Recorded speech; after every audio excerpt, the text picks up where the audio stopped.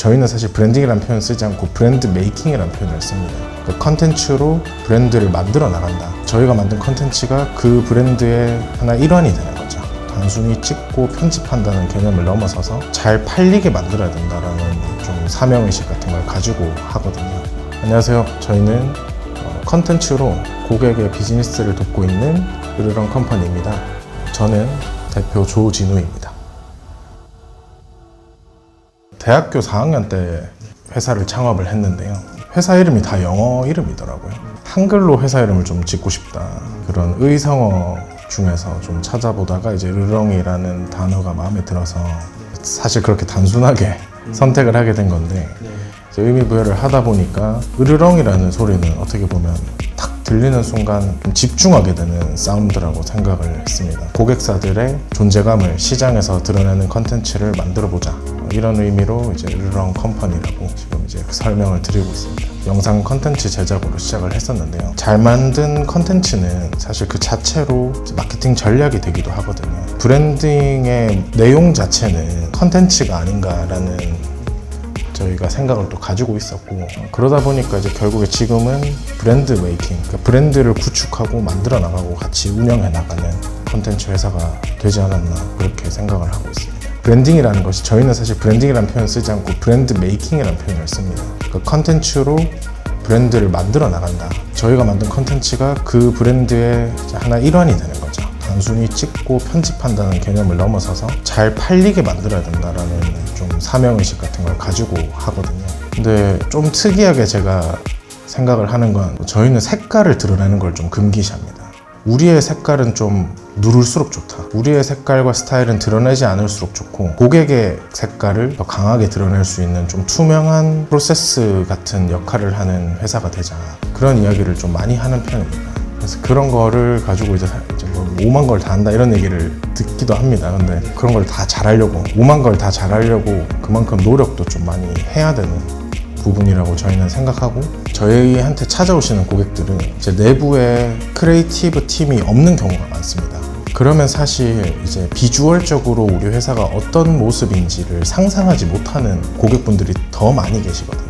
그래서 저희가 상담을 통해서 그걸 이끌어내고, 저희가 보기에는 이 회사는 이런 컬러고 이런 모습일 때 시장에서 워킹할 수 있다라고 이제 말씀을 드리려면 저희 취향이나 저희가 가지고 있는 색깔을 최대한 배제하는 것이 유리하더라고요.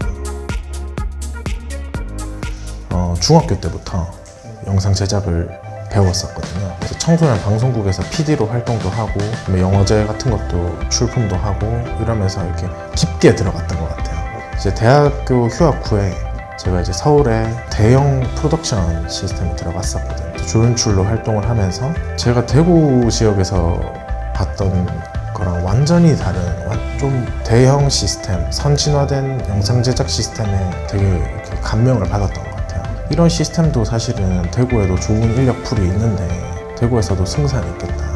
그런 선진화된 시스템을 대구에서 시도해보자 라는 게 창업에 어떻게 보면 좀 가장 주요한 동기라면 동기가 될 수 있을 것 같습니다. 군대 전역하자마자 창업 동아리를 만들어가지고 이제 처음 팀원들이 이제 선후배들이 모여가지고 팀을 만들었는데 학교에서 이제 그분들이 지금도 일하고 있고요. 물어봤어요.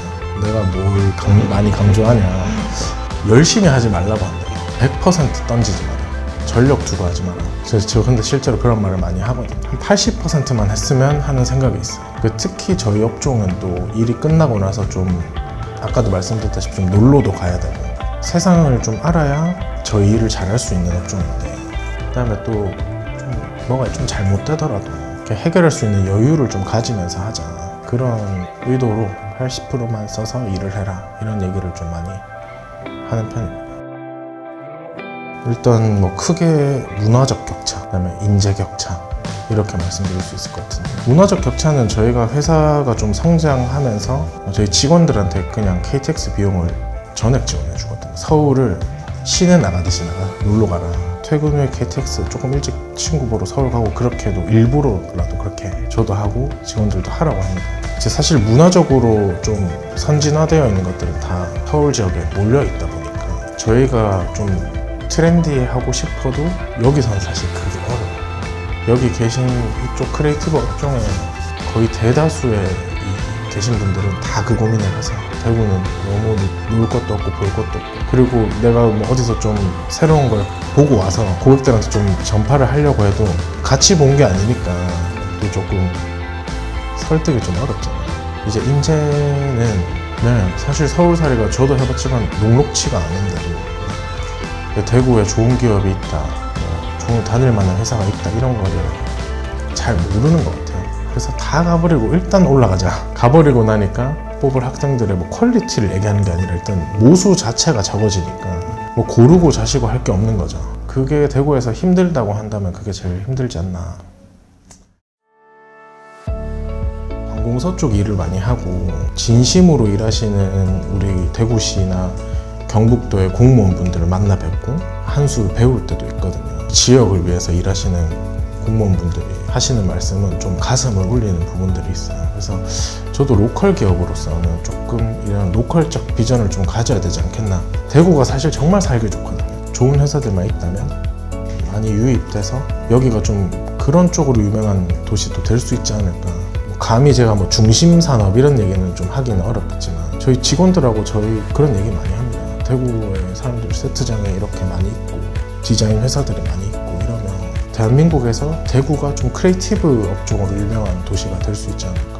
이쪽 시장에 좋은 인재들이 많이 들어올 수 있다면 이 업종은 디지털화가 100% 다 돼 있거든요. 거리가 사실 별로 상관이 없어요.